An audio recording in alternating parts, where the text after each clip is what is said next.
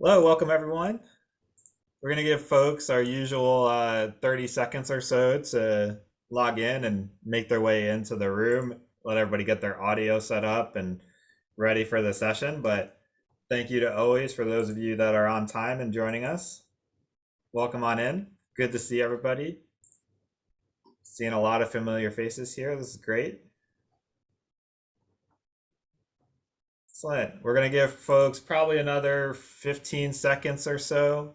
As always, I know everybody will make their way into their room throughout the first few minutes, but we'll give folks a little bit longer to get in the room.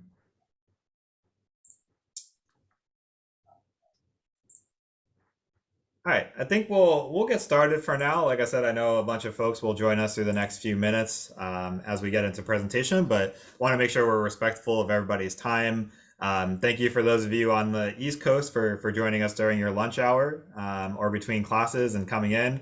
Thank you especially to those of you on the West Coast who are joining us first thing in the morning to learn a little bit more about the program. We're in our final week now of the Explore Emory series with all of our virtual webinars and introductions to the programs and alumni and students here at Emory. So we're excited. You all have continued to stay with us. For those of you that will be able to join us on Friday, we're super excited to meet you in person and learn a little bit more about you, as well as, of course, showcase our school and our programs. If you were able to register, you should have got an email from me this morning with all of those logistics on parking and meeting and checking in for Friday. Let me know if you did not, and we'll make sure we get you all of that information. We'll also have some other great sessions later this week, so I hope that you can join us for those. This evening at 7 p.m., we'll be joined by our alumni in Washington, D.C. virtually.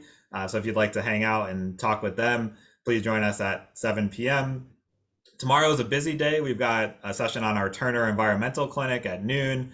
We've got a session with Professor Lori Blank to talk a little bit about international law at 6 p.m. And we've got our New York virtual alumni hangout at 7 p.m. So hopefully we'll see you all there.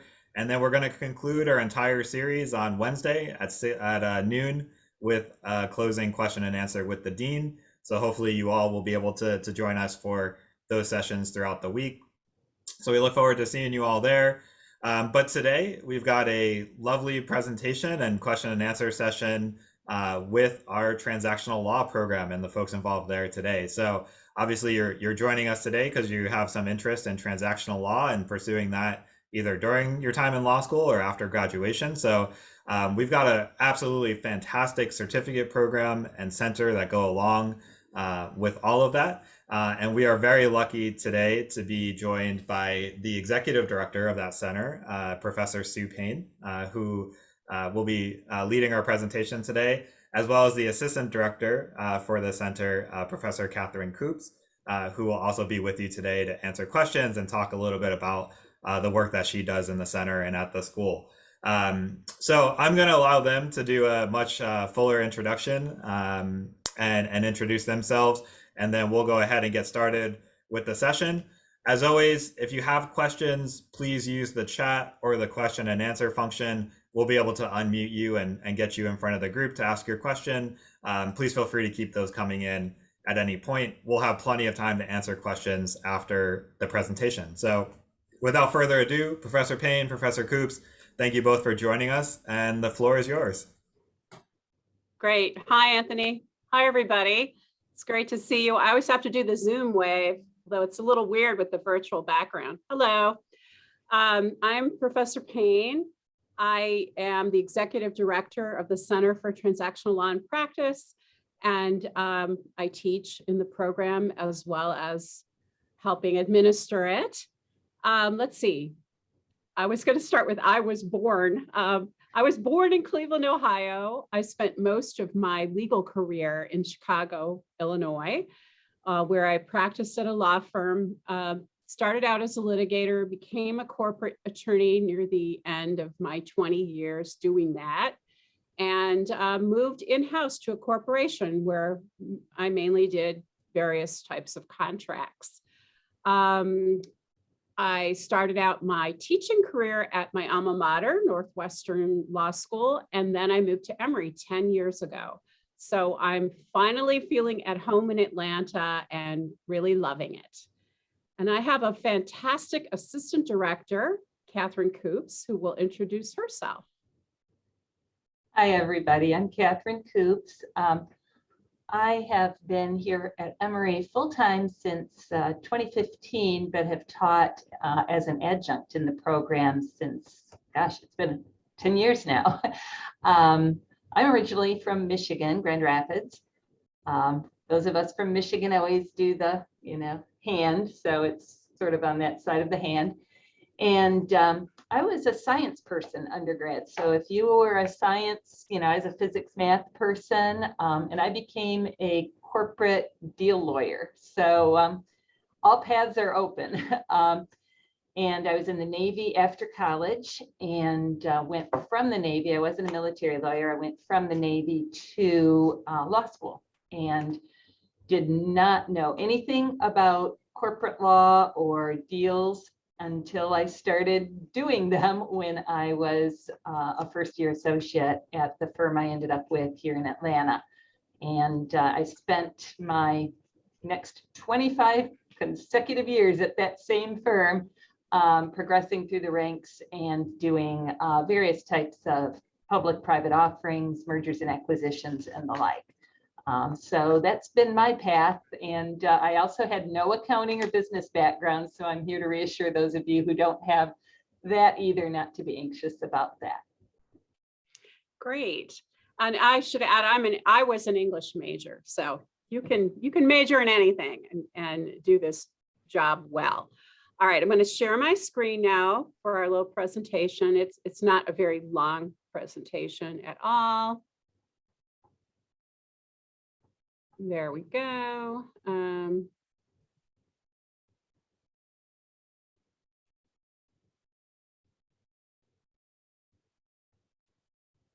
Okay.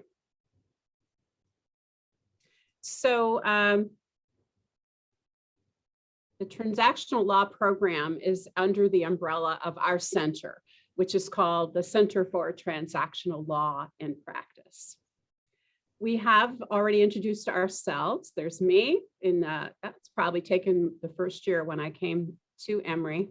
There's Professor Coops and our administrative assistant, Kelly Pittman, who happens to be on vacation this week. She's will be very happy to help you with anything. She's our program coordinator and very knowledgeable. So the first thing you might want to know, but I have a feeling, since let's see, how many of there are you? There are like 30 something of you out there, that you wouldn't be participating in this presentation if you didn't already know what a transactional attorney is. But just in case, it's not like this with the two dogs going at each other all the time. Can get like that sometimes, but it's not usually like that. It's more like this. The dogs cooperatively carrying the stick to wherever they want it to go. So a transaction is a positive thing generally that the parties want to get done. Buying or leasing a building, selling products, large numbers of products to other companies, merging one business into another, licensing intellectual property, borrowing money, acquiring a business. All of those are deals that deal lawyers, or what we are calling in a more fancy way, transactional lawyers, help accomplish. So what we're offering to our students is a separate path. It's not so much a separate path as it is a diverging road. Transactional law is somewhat different. Litigation, you're in court a lot, like you see on television, standing up doing arguments. Transactional law, you're often in a conference room or in a back office, typing up a contract. You do a lot of negotiating, but you're not generally on your feet in court. Most law schools traditionally will train you to be a litigator. There are a number of transactional law programs now. Ours is one of the first ones that emerged, And this gives you the opportunity to, instead of planning to go to court with your life, plan to do deals. And there's a different curriculum for that.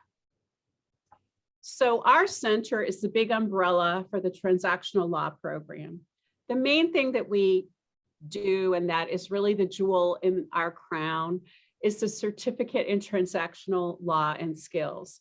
And I guess I'm mixing my metaphors because I have an umbrella up there, but I'm talking about our crown. There are other things that we do as well. We have doing deals courses. We have the negotiation team, a student organization called ECBLS, and we also do a conference for professors. But I put this fancy PowerPoint thing in here. The certificate in transactional law and skills is the main thing that we're going to talk about today. We'll talk a little bit about some of the other things. So the main thing is the certificate. As I was saying before, it is a structure. It's 8 required courses that you have to take.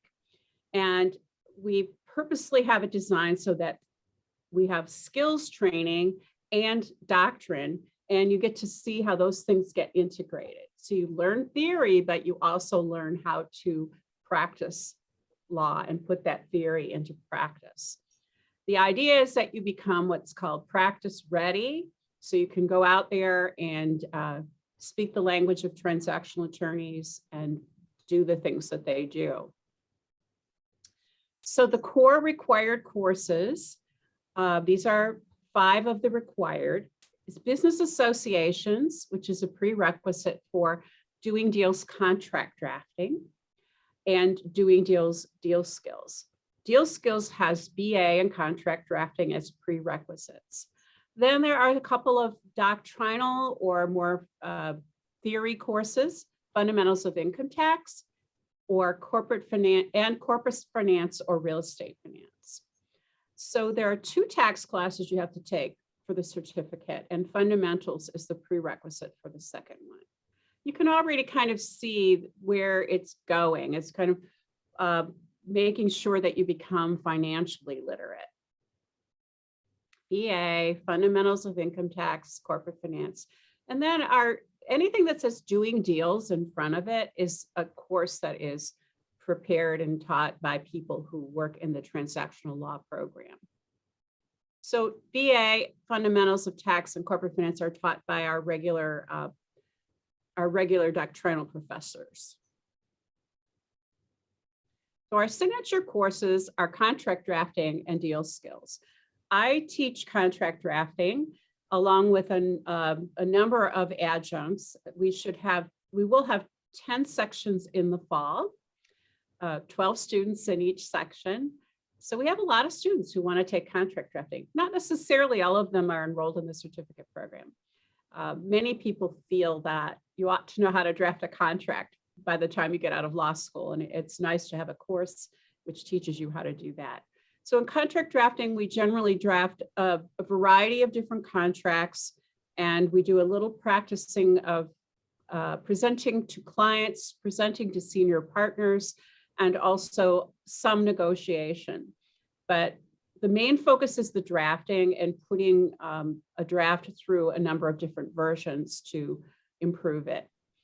And then the second signature course after contract drafting is deal skills, which Catherine teaches. Yes, deal skills is a follow-on to contract drafting. And it takes what you learn in contract drafting and broadens it to include skills that a transactional lawyer needs at a very baseline level. So for example, you will learn about how to draft a confidentiality or non-disclosure agreement. You'll learn about how to organize a company. You'll learn how to, once you've organized a company, the type, you'll understand the types of transactions that company might engage in over the course of its life. For example, commercial leasing and commercial lending. So we'll cover some very basic building blocks in those areas. We'll go through how a corporation or an LLC approves these different types of transactions. And How do you do due diligence or structure a deal if the business is going to buy another one or be sold? And then at the end, we have a negotiation project where over the course of a couple of weeks, you negotiate a transaction where the professors act as your simulated clients, as well as in our professor mode.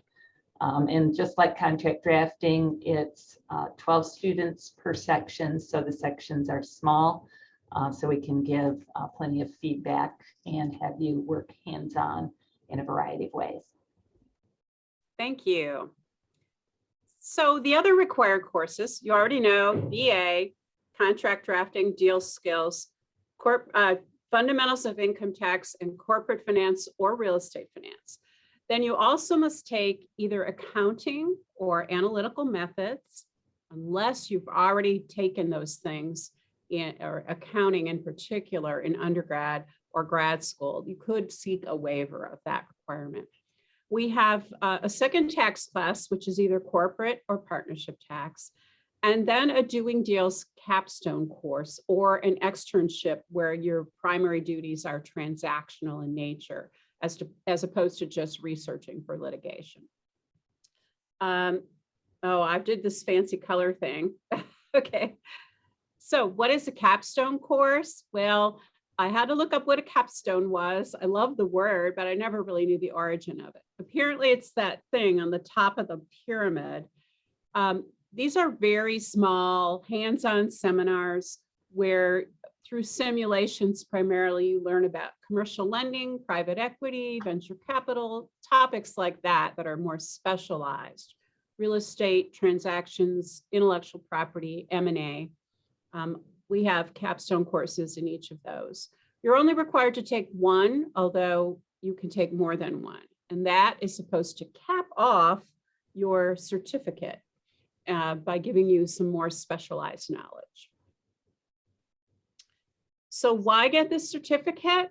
Well, I can say from attending our graduate reception, which was just last week, that I heard some fantastic things about how the students feel as if they really learned practical skills. One of them was actually talking about interviews that he went to for jobs, and he did get a job doing transactional law, where he was able to speak the language, and the people interviewing him were impressed, which is great. So here's a few other like little quotes.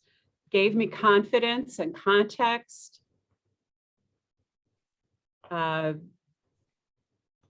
Made me comfortable. Positive on the resume. It does definitely demonstrate a strong interest in transactional law. And then vocabulary put me ahead of the curve so I could impress people that I work for. Why get the certificate? Well, we say so you can hit the ground running as a transactional attorney. Okay, hit the ground running is definitely a cliche. I recognize that.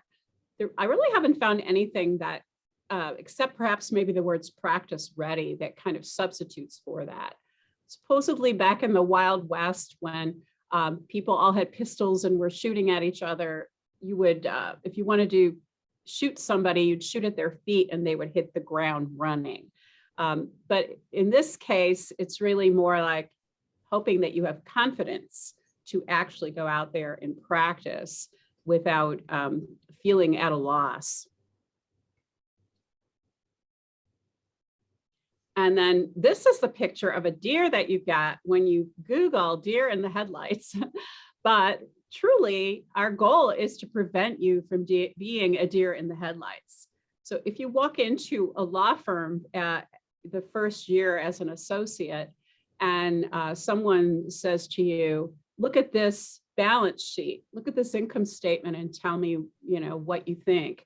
Or here's a contract. How about these reps and warranties? You're going to know what they're talking about. You're not going to feel like this deer in the headlights. So to apply for this program, you can do it online. It's not competitive, so it isn't like the Tiger program, which you may be hearing about in a separate presentation.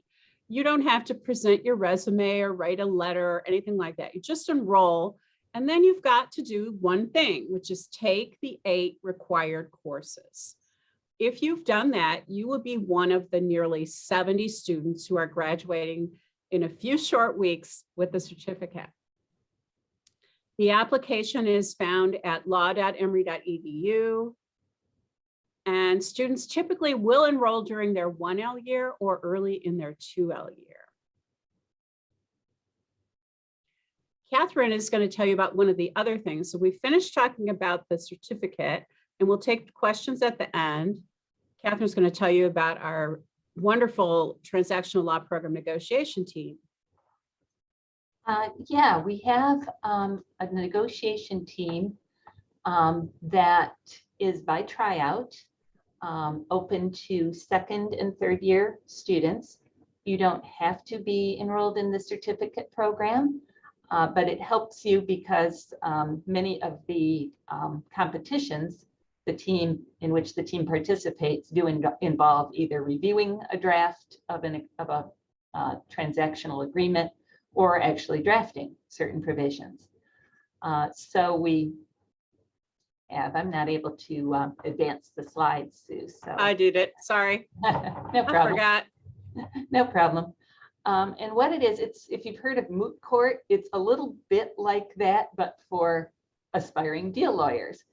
And you have competitions. And in these competitions, some of which are listed here, we send a team of 2 to 4 students to compete opposite other schools in negotiating a deal. And the deal it's usually some sort of a business combination. But we also, you can see, we send some people to one sponsored by Tulane where students negotiate different player contracts under the CBA for pro basketball. So we have a lot of different competitions. We have probably about 17 students on the team, plus about 4 or 5 student coaches who are third-year students who have competed the prior year. And it's always a rewarding experience for the students. You get 1 pass-fail credit for participating. The tryouts are in the fall, typically at the beginning of October, and then the semester for credit and the competitions are in the spring semester. And these are just a few of our photos from some of our past competitions when they were in person. We had a couple of competitions this year that were in person.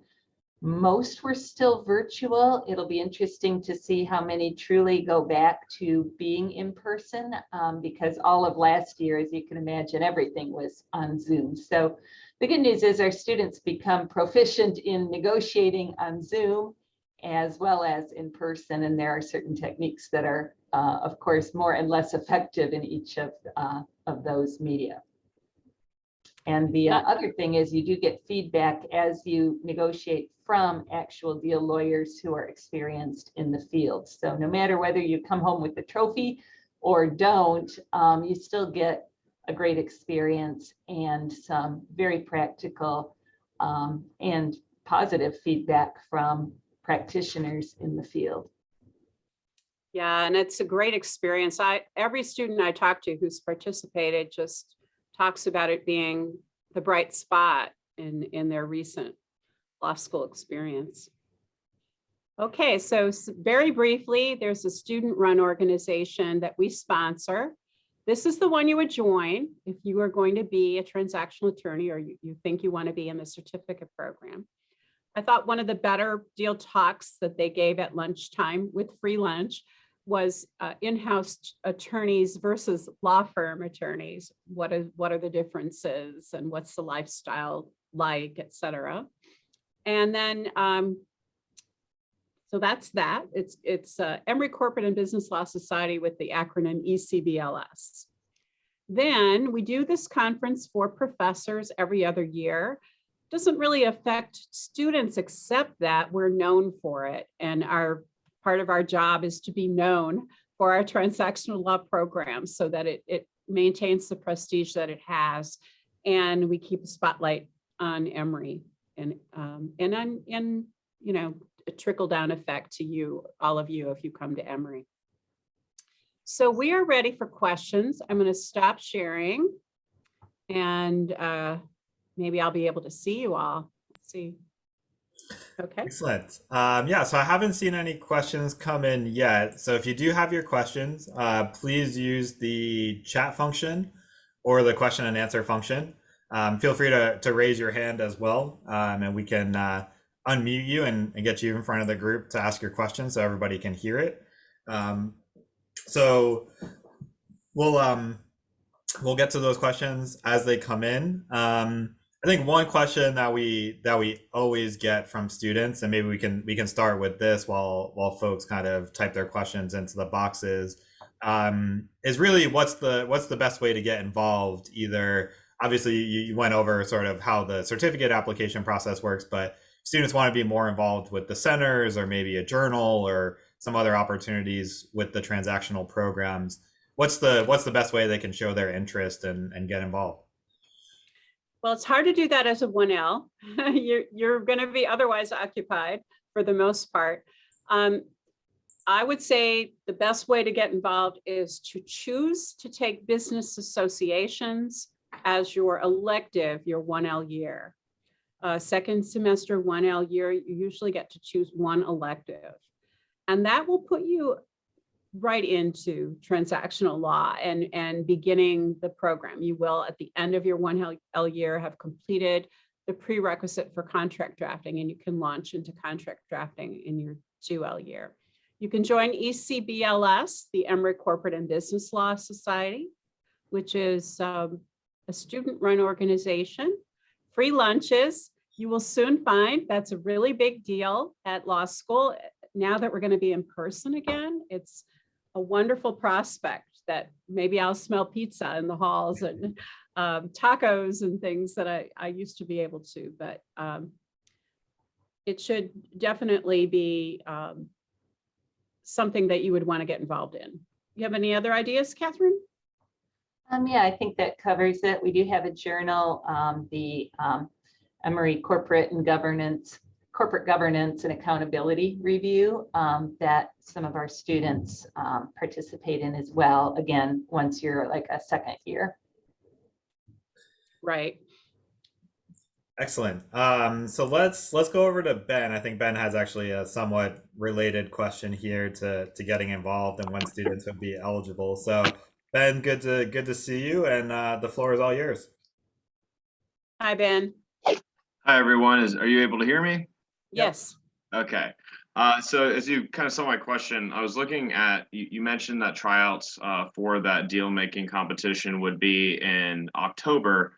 And obviously there's a little bit of background knowledge and experience that would be needed to have a degree of competency in that field to travel and represent Emory. Are 1Ls eligible for that with that in mind? And if so, and I guess this would be even if it's not for a 1L, what's the best way to prepare for that so that you're giving yourself the best odds of being selected? I can take that one. Yeah, the tryouts are not open to first years, but the way that you can best, and the way, I shouldn't say but, and the way you can best prepare to try out as a second year, there are a couple of things. Take business associations and take contract drafting. I would say those two courses will position you nicely. To the extent you can get some work experience that is more transactional than not, that is helpful, but it isn't the big deal that you would think it would be. We have on the team, we have a student who was a financial analyst before coming to law school, who participated in a competition just last weekend, did just fine, but so did a student with no business background at all coming in. And it's really more about, how you prepare during the competition and focus on the problem at hand. We do have coaches that assist with the team and give one-on-one attention to each team about their particular competition. So preparation, I would say it would be mostly just getting the basics in with contract drafting and BA as your basic coursework. Thank you. Excellent. Thanks, Ben. Next, let's bring up Shaylynn. Shaylynn, good to see you. I know you had a really good question as well, so I want to make sure the group gets to hear this, but good to see you, and the floor is yours. Hi, Shaylynn. Hi, how are you today? Good. How are you? Good, good. Thanks for asking. So I just was wondering about the financial literacy, I guess, that's required from these courses. I took a few accounting and finance courses during my undergraduate term, and I guess I'm trying to figure out, are they similar? Are they, different in terms of both like difficulty, overall learning? So I was hoping I could get any sort of insight into that. Well, I would say that given what you've say you've taken, you would apply for a waiver. So our accounting class, or you might take analytical methods instead of accounting. The accounting class is taught by an accountant. It is for people who are afraid of numbers. We try to make sure that people who have a lot of experience or even just have taken a pretty similar course in undergrad, that they will waive out of it. But analytical methods might interest you. It's got a little bit more about statistics in it, more about valuation and some sociology type things in it. I think it might also be something that interests you, but you're not required to take it if you waive out of accounting. Okay. Thank you so much for your time. I appreciate it. You're welcome. Great, excellent. Thanks, Shaylynn. So next, I think we've got two questions here that kind of deal with externship opportunities. So I think they go nicely together. So let's bring up Shawn. Shawn, you should be able to unmute yourself, but good to see you, and go ahead and ask your question. Hi, Great, Shawn. thank you. Hello. I just wanted to ask if you could elaborate more on the externship opportunities through the program. You said they satisfy a credit or in lieu of a course. I was wondering if they're structured through the program or if we find those on our own and they're approved that way. Good question. There is an externship program that we do not administer, but all of the externships that you take for credit, you take through that program.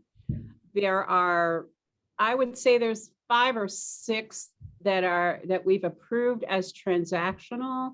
We're trying to increase that number through the externship program, and you can also get an externship approved by telling us what kind of work you did. I did nothing but review license agreements, so that would probably get you a transactional externship credit. So you can't just go out and get an externship. You actually have to apply through Emory's official externship program. Yeah. Great, thank you. You're welcome. Excellent. Thanks, Shawn. And I think that also answers Katrisa's question. Katrisa had a question about if there's assistance obtaining placements for experimental learning and externship opportunities. And of course, exactly as Professor Payne just said, you'd go work with that team, and they would make sure that you get placed within there as well. Looks like we had one other question in the chat as well from Eric, just wondering if there was a it looks like he's asking specifically if you took a survey of accounting class that would qualify for waivers, but maybe do you all want to touch on that a little bit about what in general might qualify, or if there's something specific you're looking for that might qualify for that sort of a waiver? Well, Kelly Pittman, our program coordinator, reviews usually an unofficial transcript or a syllabus of the course that you took in order to kind of determine if it complies and is good enough for you to get a waiver. So I can't really say specifically, but we have approved waivers for people who've taken one undergraduate accounting class. But if it's very short, like say it was only a couple of sessions, we probably wouldn't do that. We want you to have a little bit more experience working with accounting problems. Right, yeah, as Professor Payne said, the Accounting in Action course for the certificate program, it's designed for people who have not heard of a balance sheet, income statement, or cash flow statement. It is an applied class in the fact that you take that basic information and work in the field of, what deals would be like. So it's applied in that way, but it is fairly fundamental. Excellent. Yeah. Oh, sorry, go ahead. And I was going to say, I just have to say this because I think it's so great. At the event that we had last week, where we were talking to the grads, I heard two students just absolutely glowing about Professor McKay, who teaches the accounting class. They were like, she's the best professor. Oh, she's so good. We had such a great time. And they just love the class. So I think it's practically based and problem based. Lots of working through things together in class, in small groups. So they enjoyed it. Excellent. Well, I didn't see any other questions come in, so I think we can start to wrap up. If any other questions come in, we'll flag it real quick. I'm looking at, yeah, let's see. Are there other waivers that can be provided? The only thing that we waive is accounting. But it doesn't, yeah, you can submit other certificates you have, that kind of thing, to Kelly, and she'll review it to determine if you get a waiver of the accounting requirement. But we don't waive, for example, corporate finance, because we're interested in having you get a legal perspective on corporate finance. That's the one that people ask about mainly, that and tax, but both we haven't waived. So let me just add that I will be at a lunch on Friday. Oh, I'm into the free lunches. I'll be there. And if any of you come up to me, I'll be wearing my name tag and maybe you'll recognize me. I'd be happy to answer any questions you have. Yeah, excellent. We'll hopefully see everybody at the Mid Student Day on Friday and get the questions. Of course, if you have any further questions after today, please email me directly and I'm happy to provide the information that I can or make the appropriate connections here at the law school to make sure you get connected and get all of that information. So if anything pops up afterwards, please let us know.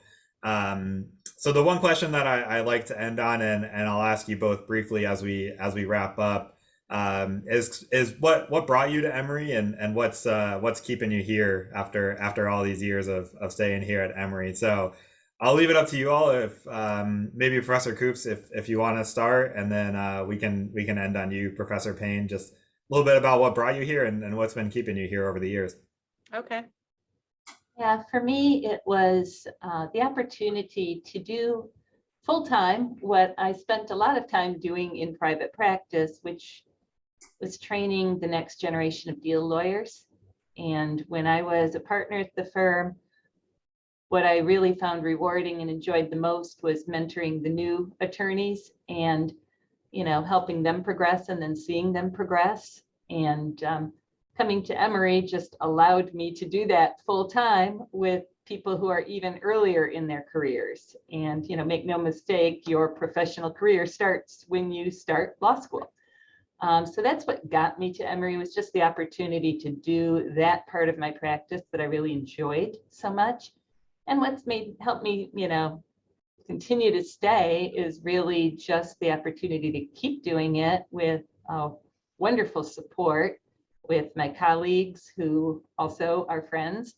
And of course, the great support of the law school and a world-class university as well. Excellent. That's wonderful. Yeah. Professor Payne, how about you? Yeah, well, I came to Atlanta to accept the job as executive director of the Center for Transactional Law and Practice. I was at the time teaching contract drafting at Northwestern. and actually tried to start a similar program there, like our certificate program, but wasn't getting anywhere. So I jumped ship, as they say, and came here to run what was already a pretty well-established program. So I came here for opportunity. Although I really love what Professor Coop said about training future attorneys. I think, I just love to teach, and that's what keeps me going. That's what keeps me here. I love to teach. This is a great environment to do that. And it's just the opportunity to continue to do it. Excellent. Well, thank you both so much again for taking the time and talking with our students here, and just sharing your insights into Emory and the transactional program and all the opportunities that come along with that. So we appreciate you both taking your time and doing that. Thank you all again for those of you attending today for spending your time. This recording will be available on the website along with all of the other recordings as well. So be sure to check that out. As always, we look forward to meeting you in person on Friday and seeing you at some of these other virtual events throughout the rest of the week. But thank you all so much. Professor Payne and Coops, any closing remarks or comments from you all? No, I have to do the Zoom wave. That's part of my personality at this point. I'm so happy that you'll be with us, those of you who will be with us. Super happy. And hopefully we'll be in person forever from now until the end of the year. Take care. Exactly. Excellent. Thank you all. Have a great day, and we'll see you all around. Welcome to Emory. Bye-bye.